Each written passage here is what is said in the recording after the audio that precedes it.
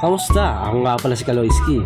At ngayong araw to ay pupunta tayo sa bakery dahil bibili tayo ng tinapay, itlog, at mayonnaise at margarine. Kasi magluluto tayo ng egg sandwich.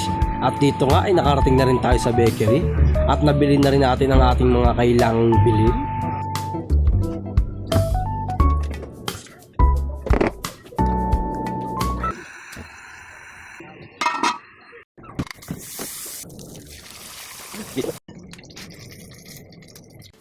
Ay, sa wakas guys, natapos na rin tayo guys. Ito yung final result ng ating egg sandwich, no? Ito guys, sarap to guys, grabe. At heto naman ang ating finished product. Tara guys, tikman na natin ito.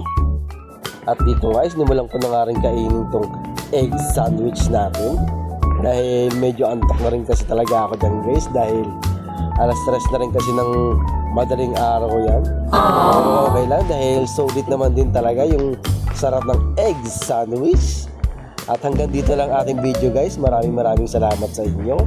At ingatan nawa tayo palagi.